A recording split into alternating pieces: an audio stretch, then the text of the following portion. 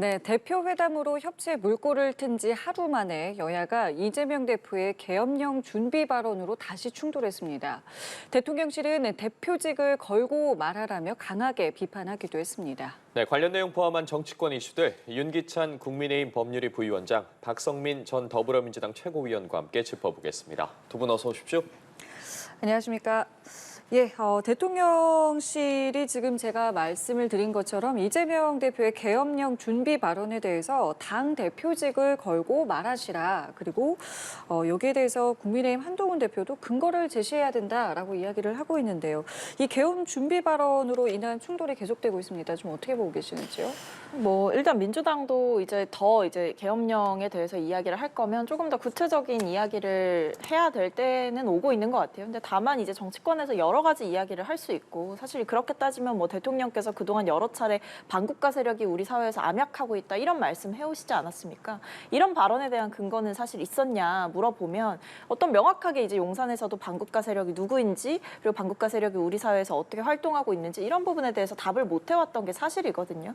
그런 차원에서 본다라고 한다면 민주당에서도 최근에 있었던 갑작스러운 국방장관의 교체, 안보실장의 교체, 그리고 군 라인의 전면 배치, 충암고 출신 인사들의 요직 등용, 이런 부분들을 보면서 어떤 일종의 무언가를 꾸미고 있는 것 아니냐, 이런 정치적인 상상력을 발휘해 볼 수 있는 때인 것 같고, 그 과정 중에 나온 이야기다라고 좀 이해를 해주시면 좋을 것 같고요.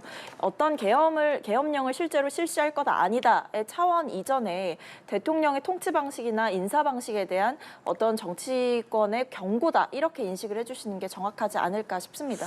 저는 용산에서도 대표직을 걸어라, 나치식 선동이다, 이렇게까지 대통령실에서 과잉 대응하는 것도 오히려 이 사태에 조금 더 힘을 실어주고 우리 민주당의 목소리에 더 힘을 북돋아주는 그런 대응이다라고 보고 있어서, 저는 용산에서도 사실이 아니다라고 그냥 간단하게 일축하면 될 일이지, 이 부분에 대해서 과하게 민주당을 공격하고 나치식 대표직을 걸고 얘기해라 이렇게 이야기하는 것도 좀 적절치는 않은 대응이라고 생각합니다. 정치적 상상력이라는 말씀을 해주셨는데, 실제로 지금 민주당에서는 여러 정황과 제보가 들어오고 있다, 일종의 경고성 메시지다라고 이야기를 하고 있습니다. 그리고 지금 말씀하신 것은 이것에 대해서 확대할 이유는 없다, 아니라고 일축하면 되는 것 아니냐라는 말씀까지 해주셨습니다. 근데 확대는 이제 민주당 이재명 대표 등이 하셨죠. 사실은 인사와 관련돼서 비판할 수 있죠. 충암고 동문이 비판의 대상인지 모르겠지만 어쨌든 400명의 장성 중에 4명이 충암고 출신이다. 그래도 어쨌든 경호처장이 국방부 장관으로 가니까 거기에 대해 비판할 수 있어요.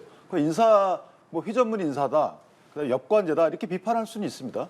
근데 비판을 넘어서서 이게 계엄령 이렇게 얘기하면요, 계엄령 안에는 여러 단계가 있습니다. 여러 요건이 있어요. 예를 들면 지금 일부 민주당 분이 얘기했던 것처럼 국지전, 국민 불안하죠. 비상사태, 국민 불안합니다. 탄핵, 국민 불안합니다. 계엄령 선포, 국민 불안하죠. 아니 이런 거대하게 확대해놓고 이걸 갖다가 미연에 방지하기 위해서 이렇게 얘기하신 거다라고 하는 것은, 저는 글쎄 변명 그렇게 차라리 하지 마시고 이런 정황이 있다라고 구체적인 설명을 해주시는 게 맞는 거고, 이후부터 한마디라도 더 나오게 되면 저는 이게 국회에서 발언하는 것이라 하더라도 이제 고발로 들어가야 된다고 봅니다. 고발을 하게 되면 본인들이 근거를 대겠죠. 나 이런 근거를 했다. 허위 사실을 인지했는지 여부를 분명히 수사로 밝혀야지, 이거는 정치 공방의 대상이 아니에요.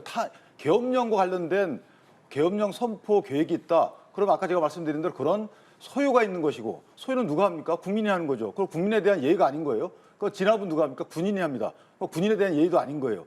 이게 전 국가를 모욕하는 거기 때문에 저는 개인적으로 이것은 정치 공방의 범위 바뀌다. 따라서 지금부터 발언하는 것들은 다 고발 대상이다. 고발해야 된다고 생각합니다. 예, 알겠습니다. 자, 그리고 어제 22대 국회가 출범한 지 약 석 달 만에 이제 개원식을 열었습니다. 이제 정기 국회가 시작이 됐는데, 어제 윤 대통령은 어쨌든 개원식에 이제 불참을 하기도 했고, 첫날부터 여야가 계속 정기국회 첫날부터 여야가 거세게 충돌하기도 했거든요. 22대 정기국회 어떻게 좀 예상하십니까? 일단은 여야 대표 회담이 11년 만에 성사가 됐다라고 하잖아요. 그래서 만나서 어떤 구체적인 성과물을 얻지는 못했지만 그래도 만나서 서로의 입장차를 드러내고 확인할 수 있었던 시간이 있었습니다. 근데 여야 대표의 관계는 어느 정도 한 발자국 정도는 진전이 된 것 같은데, 이 대통령과 국회의 관계는 진전이 없어 보이는 게 굉장히 아쉽습니다. 대통령께서 최근 기자회견에서 개혁과제 계속해서 얘기를 해오셨잖아요. 뭐 그동안에도 그렇고 뭐 연금개혁도 하겠다, 교육개혁, 노동개혁 하겠다 이런 부분들에 다 말씀을 해주셨는데 사실 개혁과제를 완수하는 길은 국회와 협력하는 길이거든요. 근데 이 부분에 대해서 대통령께서 국회 개원식마저 참석하지 않게 되면서 사실상 이 정도면 국회와의 결별을 선언하신 것 아닌가. 도대체 이런 방식으로 어떻게 국정 운영을 하시겠다는 건가 저는 상당한 의구심이 있고 이제 다가오는 정기국회에서 아마 여야 대표가 만나서 어떤 공통 견해를 보였던 부분도 있지만 여전히 첨예하게 대립했던 부분도 있습니다. 예를 들면 최혜병 특검법 같은 경우에는 구체적인 합의문을 만들지 못했죠. 그렇다고 한다면 이 부분에 대해서 정기국회 때 아마 거세게 부딪힐 가능성이 있다라는 생각이 들고 그동안 여야의 입장차가 있었던 부분에 대해서는 정기국회 때도 계속해서 평행선을 달리지 않을까라는 생각이 들어서요. 지금처럼 대통령께서 국회를 존중하지도 않고 여야 대표 간에 여전히 이견이 좁혀지지 않고 있는 상황이라고 한다면 앞으로의 정기국회도 사실 쉽지 않아 보입니다. 예, 지금의 대치 상황이 좀 계속될 거라고 보십니까? 근데 정기국회는 뭐 암초가 많죠, 사실. 그런데 이제 어찌됐든 풀어나가야 되는데 문제는 뭐냐면 이제 교섭단체 대표연설이 곧 있어요. 4일, 5일로 제가 알고 있는데 그러니까 한동훈 대표는 교섭단체 대표연설을 이제 안 하실 것 같고 이재명 대표가 하시는데 거기에 조금 더 긍정적인 메시지를 내셨으면 좋겠다. 그래서 두 번째는 정기국회가 이제 정부를 국정감사하고 예산안을 심사해서 어떤 통제의 의미, 국회가 통제하는 의미의 국회라는 거죠. 여기서 이제 국정감사는 등을 국정 통제를 하실 때 입법과 관련돼서는 의장 위주, 상임위 위주의 좀 뭔가 돌아갔으면 좋겠다라는 거죠. 정당 위주로 가게 되면 양대 정당의 대표가 사실은 정치 일정을 마무리하는 분들이 아니고 뭔가 앞으로 새로운 정치 일정들을 갖고 계신 분들이거든요. 그러니까 대권이라는. 그렇기 때문에 뭐 어쨌든 밖에서 이렇게 보고 있기 때문에 그러면 정당이 관여하는 국회라는 것은 사실은 정쟁의 대상이 될 가능성이 크다. 거기다 이재명 대표 같은 경우는 또 방탄의 여지가 의미가 있습니다. 그러니까 사법 리스크가 만약 현실화된다 그러면 1심이 판결 난다 하더라도 당내로부터 비판받다 마땅한 이런 상황이 돼요. 그렇다면 이재명 대표 입장에서는 국회마저도 본인의 당내로부터의 어떤 방탄을 위한 또 하나의 장으로 활용할 여지가 있단 말이죠. 그렇기 때문에 저는 국회의장께서 상임위 위주의 국회 운영을 좀 하시는 게 어떨까. 그래야지만 일부 양보가 되는 것이지 지금 정당 위주의 국회 운영이 되게 되면요. 이런 심한 갈등이 생기는 거고 상임위 위주의 국회 운영과 관련돼서 대통령 갈등이 이게 노정될 가능성이 상대적으로 적거든요. 그렇다면 국회의장과 국회의장단 상임위 위주의 국회 운영이 됐으면 좋겠다. 이런 생각을 합니다. 알겠습니다. 22대 국회와 관련한 두 분의 바람도 함께 들어봤고요. 자, 그런데 어제 국회에서는 김용현 국방부 장관 후보자의 청문회가 있었고 파행으로 끝났습니다. 그리고 조금 전에 앞서 저희가 이야기했던 이 계엄 준비설 등과 관련한 공방이 아주 치열했는데요. 이 내용들은 좀 어떻게 보셨습니까? 일단 김용현 그 경호처장이 국방장관에 지명되고 이렇게 청문회를 거치게 된 과정 자체가 저는 좀 유감이다라고 생각을 하고요. 왜냐하면 이분이 해병대원 그 수사 과정에서 어떤 외압을 행사한 당사자 중에 한 명이 아니냐라는 의혹은 계속 있었거든요. 그리고 최근에 드러났던 그 용산이 사용했다던 대통령 경로설의 근원지인 그 전화번호 역시도 이 가입자가 대통령 경호처인 걸로 드러나지 않았습니까? 그렇게 하다 보니까 이 부분에 대해서 근데 후보자가 국민들이 좀 납득할 만한 명쾌한 설명을 하지는 못했다. 그저 이제 나는 통화한 적이 없다. 뭐 청문회 자리에서 정치 선동하지 말아라. 이런 식의 이제 비판만 오갔을 뿐 국민들이 납득할 수 있는 그 외압의 정황이나 이런 부분에 대한 충분한 해명이 없었다라는 점은 지적을 해야 할 것 같고요. 방금도 이제 자막으로 떴지만 누구와도 통화한 적 없다 이렇게 얘기를 했어요. 근데 보면 이 이종섭 전 국방부 장관의 통화 기록이라든지 이런 부분을 보면 사실은 대통령실 관계자들과 수없이 통화를 한 정황이 드러났는데 과연 이 과정 가운데에 본인은 떳떳하다라고 말할 수 있는지 좀 의문이고요. 이 외에도 이제 충암고 관련한 이제 문제 제기가 있었죠. 충암고 인사들이 요직에 등용되고 있다. 이 부분에 대해서도 어떤 선동이다라고 일축을 하긴 하셨지만 전 단순히 뭐 4명이라는 숫자가 중요한 건 아니라고 생각합니다.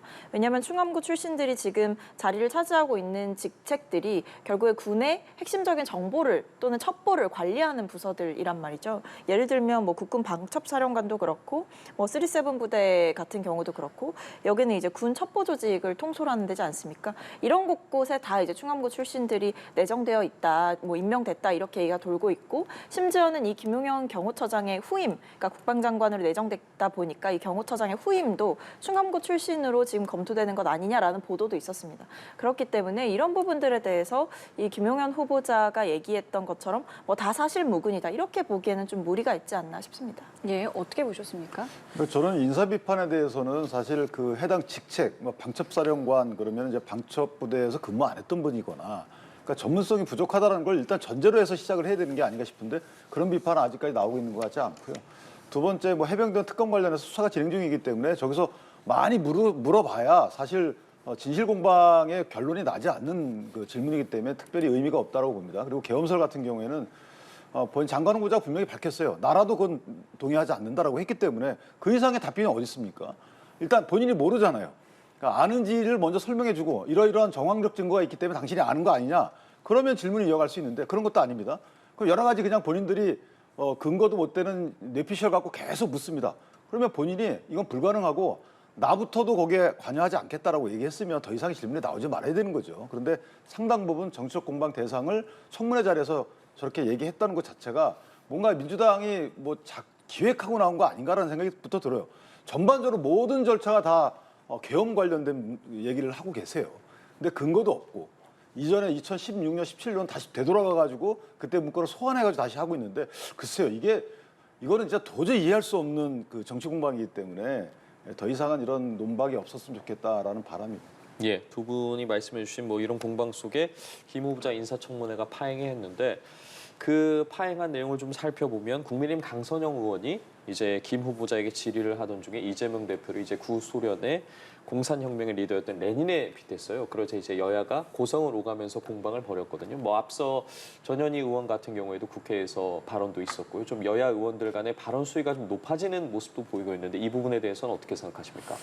그러니까 지금 이런 게 이제 전형적으로 좀 불필요한 발언들, 불필요한 표현들을 쓰고 있다라는 생각이 들어요. 사실은 이 자리는 우리가 지금 얘기하는 것도 인사청문회지 않습니까? 어떤 이 예. 후보자의 적격성에 대해서 이야기를 하는 자리이고, 그리고 여당 의원들이라고 한다면 아무래도 이제 대통령께서 인사를 하시는 거기 때문에 어떤 후보자의 적격성에 대해서 뭐 야당들의 공격에 맞서서 이제 방어하는 차원에서 얘기가 나올 수밖에 없다라는 거는 저는 이해를 하는데, 제가 이해가 잘 안 되는 것은 이제 후보자가 적임자다라는 것을 강조하고 이런 거는 있을 수 있지만, 그걸 넘어서서 어떤 이재명 대표, 그러니까 상대 당에 대해서, 당의 대표에 대해서 저렇게 거친 표현을 쓰고 어떻게 보면 좀 부적절한 표현을 쓰면서 비방을 하는 것은 의원으로서 할 일이 아니다. 그리고 심지어는 최근에 보면 한동훈 대표와 이재명 대표가 만난 지 지금 얼마 되지도 않았는데 지금 이 시점에 굳이 청문회 자리에서 이재명 대표를 강하게 공격하면서 어떤 지지층들한테 잘 보이기 위한 하나의 정치적인 수사를 좀 부리는 게 아닌가, 저는 이런 생각이 들거든요. 이게 여야 간의 어떤 사이가 좀 첨예하고 갈등이 깊어지다 보면 여러 가지 일이 있을 수 있습니다만, 이 자리는 분명한 것은 인사청문회의 자리였고 국방장관의 적절성을 따지는 자리였고, 더 나아가선 최근에 여야 회담까지 있었던 자리였다라고 생각을 한다면 저런 표현을 쓰시는 것은 굉장히 부적절한 정치적 태도였다라고 지적하고 싶습니다. 예, 청문회에 맞지 않는 발언들이었고 또 불필요한 발언들이 늘어나고 있다라고 말씀해 주셨거든요. 그래서 국회가 이게 저는 해산이 돼야 되는 게 아닌가라는 생각이 들 정도로, 이게 국민의 눈높이 뭐 이런 말들을 정치인이 많이 쓰고 계시지만 국민을 전혀 의식하지 않아요. 예전에는 유선이라도 했어요. 아닌 척, 마치 국민을 무서워하는 척. 그런데 지금 대놓고 그냥 국민을 아예 안중에 두지 않고 있잖아요. 지금 박치구 의원 말씀하신 것처럼 맞는 말씀이죠. 사실 야당 대표를 레닌, 볼셰비키 혁명의 주체로 이렇게 비유하는 것조차 좀 적절치는 않죠. 그러나 어쨌든 강선영 의원이 하고 싶었던 것은 선동이라는 말을 하고 싶었던 거예요. 선동의 목적이 이게 국민을 위한 선동이 아니고 마치 국민을 내걸고 있지만 실제 몇몇 사람을 위한 선동 아니냐, 거짓 선동이다, 이런 취지의 주장을 했던 것 같은데, 차라리 그 선동이라는 단어를 썼으면 좋지 저렇게 특정인을, 특히 이제 진영이 워낙 차이가 나는 소련 볼셰비키 혁명의 주체를 한 것은 좋지 않다. 그런데 또 한편 보면요, 이것도 적절치 않지만 여당과 야당 대표 하는 그 모두 발언에서 대통령에 대해서 어떤 계엄령 관련된 언급을 한 이재명 대표도 문제가 있고요. 또 하나는 한동훈 당대표끼리 존중하는 회담 자리에서 대통령을 공격하는 발언들이 거의 반이었어요. 모두 발언을 보시면. 독도 발언, 영유권 문제는 본인들이 제기해놓고 이걸 또 대통령 측을 공격하고 있고요. 그다음에 대통령의 불소추 특권을 문제 삼고 한동훈 대표가 국회의원들 면책 특권, 본인들이 할 수 있는 일을 얘기하게 되면 거기에 대해서 답을 하면 되는 것이죠. 대통령의 불소추 특권을 또 문제에 따라 이렇게 발언하는 것도 뭡니까? 이런 식으로 지금 말이 회담이고 말이 정치지 사실은 딴 데 보고 있고 딴 곳을 보고 있고 딴 목적으로 하고 있다. 저는 개인적으로 좀 글쎄요. 이게 회담이나 타협이나 이런 걸 기대할 수 있는 국민적 시각에서 그런 정치인들이 모여 있는 곳인지 한번 자성할 필요가 있지 않을까라는 생각합니다. 알겠습니다. 자, 그리고 검찰이 문재인 전 대통령의 전 사위의 특혜 채용 의혹 수사의 속도를 높이고 있습니다. 일단 문재인 전 대통령도 피의자로 적시가 된 상황에서 추석 이후에 이 딸 다혜 씨의 소환 가능성도 지금 보도가 좀 되고 있는데요. 좀 어떻게 보고 계십니까?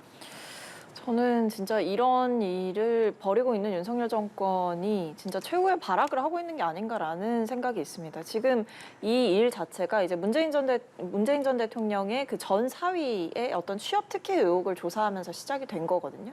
근데 사실 이게 고발이 된 지가 지금 벌써 몇 년이 지났어요. 2020년 9월경으로 제가 기억을 하고 있는데 그 뒤에 사실은 이 정권 들어서도 수사의 진척이 잘 나지 않았던 걸로 기억을 하고 있습니다. 뭐 압수수색을 하거나 하는 일들은 있었지만 그 간격도 굉장히 넓었고 몇 달 동안 어떤 특정한 결과물이 나오지 않던 상태였는데 이제 최근에 뭐 지검장이 좀 바뀌게 되면서 그리고 친윤 라인이다라는 평가를 받고 있는 지검장이 등장하게 되면서 갑자기 이 수사의 속도를 높이기 시작했고 최근에는 심지어 더 나아가서 문재인 전 대통령을 어떤 뇌물을 받은 그 혐의의 피의자로 적시를 했다 이렇게 보도가 나오고 있지 않습니까?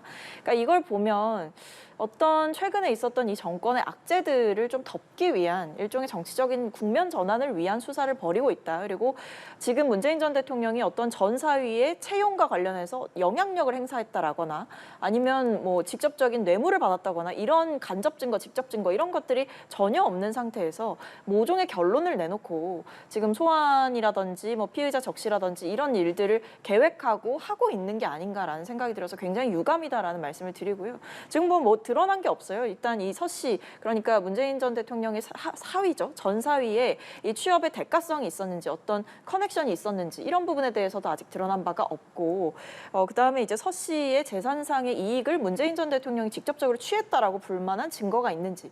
그러니까 지금 검찰의 논리는 문재인 전 대통령의 사위와 그 딸에게 어느 정도 생활비를 지원하다가 이 사위가 취업하고 나서 생활비 지원을 끊었다. 그러니까 이 사위가 취업을 했잖아요. 취업을 해서 받았던 그 월급이 그것을 대체하는 것이다. 이렇게 보면서 그 뇌물이다. 문재인 대통령을 향한 것이다. 이렇게 보는 거거든요. 그러니까 이 논리 자체가 상당히 저는 앙상하고 빈약하다. 어떤 경제적 공동체임을 입증할 만한 구체적인 증거나 어떤 객관적인 사실들이 많이 부족해 보인다. 이런 생각입니다. 말씀하신 이 경제 공동체 부분이 이제 적용이 되느냐 이 부분도 이제 상당히 관심인 것인데 정치 보복이다. 이거는 국면 전환용 아니냐. 그렇기 때문에 얘기가 나오고 있거든요. 이 사안 좀 어떻게 보고 계십니까? 그러니까 정치 보복으로 비춰지기 때문에 수사를 하지 말라는 의미라면 민주당이 하는 말이라면 그건 국민께 예의가 아닌 거죠. 그러니까 정치 보복의 의미가 있든 아니면 어떻든 간에 뭐 뭘 덮으려고 하는 것이든 어떻든 간에 만약에 저런 사실관계에 잇따르면 그러면 할 말이 좀 적어지는 거예요. 그러니까 이걸 따로 떼어놓으면 좀 이상한 부분은 없지 않아 있어요. 예를 들면 이상직 의원이 중진공의 이사장이 되는 과정이 그렇게 납득되지는 않습니다. 왜냐하면 선거에 떨어지고 나서 어찌어찌 하다가 원래 본인은 중소기업부 장관을 가고 싶었다는 거죠. 그런데 전과가 있기 때문에 벤처공단 이사장으로 갔는데 그 가는 과정이 검증을 이상직 의원만 했다는 겁니다. 그러니까 원래는 3명이 추천이 되면 3명에 대해 다 검증을 하는 건데 왜 1명만 했느냐에 대한 이상한 부분이 하나 있는 것이고요. 그리고 그 다혜 씨 남편이 이제 취직하는 과정도 실제 그분이 게임 업체에 근무했던 전력분이 없기 때문에 항공업계에는 전문성이 없다는 거예요. 그런데 태국 가서 항공업계 취업을 합니다. 그러니까 이게 취업하는 과정도 이상직 의원이 뭐 그 이력서를 갖다 줬다는 거잖아요, 태국에. 그러니까 일반적이지 않아요. 요 두 가지를 합쳐 놓으면 왜 일반적이지 않은지에 대한 여러 가지 의심이 있는 거죠. 그러니까 중소기업 벤처 그 중진공의 이사장을 시켜줬기 때문에 여기에 취직을 시켜준 거 아니냐, 그리고 고액의 임금을 준 건 아니냐, 이런 의혹을 충분히 가능한 거예요. 거기에 대해서 해명이 수사받으면서 여러 사람들이 해명을 하지만 그 해명이 아직까지 검찰을 납득시키지 못하는 것이고, 그렇기 때문에 검찰 입장에서 수사를 이어가는 것이고, 문재인 대통령께서 피의자로 적시된 것은 시민단체가 문재인 대통령을 고발했기 때문에 피의자로 입건이 된 상태인 거죠. 그러니까 거기에 입건이 돼 있는 상태이기 때문에 피의자로 적시가 된 것이고, 경제 공동체 관련해서는 원래 미성년자의 자녀분의 경우에만 국한된 게 맞아요. 근데 다희 씨 같은 경우에는 만약에 생계 유지 수단이 대통령 부부께서 주는 만약에 그 생활비였다 그러면 그 생활비를 누군가 대신 내줬다 그러면 대통령이 그만큼 세이브가 된 거잖아요. 여기에 대한 이제 법리적 용어인 것이고 마지막으로 2021년도인가요? 그때 태국에서 돌아와가지고 다시 청와대 관저에서 문재인 대통령 그 따님 부부가 또 들어와서 삽니다. 이게 경제 공동체라는 검찰의 시각에 하나의 신빙을 주는 사실관계죠. 왜냐하면 따로 살았으면 모르는데 들어와서 살 데가 없어요. 그러니까 관저에 살았던 거 아니겠어요? 그렇기 때문에 대통령의 생활의 근거를 대준 거다. 이런 경제 공동체라는 검찰의 그 시각이 어느 정도 타당할 여지도 있다. 이렇게 봐야 되는 것이고 이걸 정치 보복이다라고 보게 되면 그 이전에 있었던 대통령들에 대한 수사는 다 정치 보복인가요? 그렇다면 정치인에 대한 수사는 다 정치 보복이기 때문에 수사를 하지 말아야 되는 것이고 일반 국민에 대한 수사는 그거 상관없기 때문에 다 수사를 해야 되는 것인가요? 저는 이래서 그런 이제 정치 공격을 할 수는 있지만 저 수사를 막기 위한 정치 공격은 오히려 국민적 시각에 볼 때 평등권 위반이다 이렇게 봅니다. 지금 이와 관련해서 민주당은 당내 대응 기구를 만들기로 하는 등 당 차원의 어쨌든 대처에 나섰거든요. 근데 앞서 과거에 김정숙 여사의 타지말 논란과 관련해서 다소 좀 거리를 두는 듯한 모습을 보였다는 평가도 있었는데 지금 좀 적극적으로 대응하는 모습에 좀 여러 이야기들도 나오고 있거든요. 어떻게 보십니까?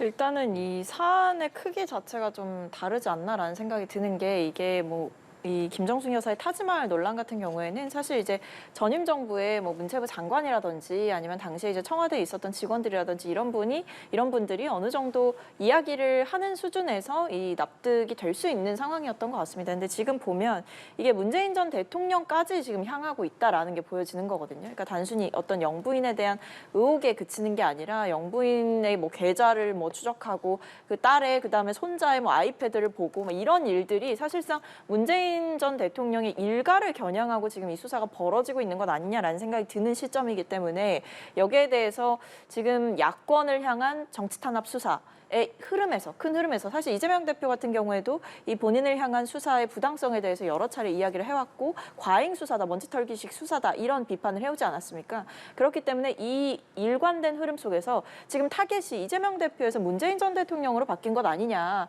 뭐 이런 시각까지도 나오고 있거든요. 그러다 보니 당 차원에서 이 부분에 대해서 제대로 대응을 해야 된다. 이게 지금 조국혁신당 같은 경우에는 뭐 제2의 논두렁 시계를 지금 시계 상황을 만들어가는 것 아니냐 이런 비판까지 나오고 있거든요. 이런 검찰의 무리한 움직임과 이 정권의 무리한 수사에 대해서 분명히 제동을 걸 부분들은 걸고 지적할 부분들은 지적을 해야 된다. 이런 차원에서 문제의식을 느낀 걸로 보입니다. 근데 이재명 대표 입장에서 보면 지금 여기에 참전하는 것이 본인이 이제 진보 진영에서 헤게모니를 계속 유지하는 길이라고 판단한 것 같고요. 그다음에 다혜 씨 같은 경우에는 또 SNS에 그런 글 적었잖아요. 아무도 없는 숲속에 큰 나무가 하나 쓰러지면 쿵소리 났겠는가 안 났겠는가. 쿵소리가 났는데도 아무도 안 움직이잖아요. 민주당이. 그러니까 본인이 SOS를 쳤으니까 아마 그걸 이재명 대표가 받은 게 아닌가. 그런 시각에서 다시 말씀드리면 정략적 시각에서 저게 참전하신 거지 이 수사 자체의 문제 제기를 원래 심중에 갖고 있기 때문에 참전한 것 같지는 않다. 저는 그렇게 생각합니다. 알겠습니다. 오늘 두 분 말씀은 여기까지 함께하겠습니다. 지금까지 윤기찬 국민의힘 법률위 부위원장, 박성민 전 더불어민주당 최고위원과 함께했습니다. 두 분 감사합니다. 맞습니다.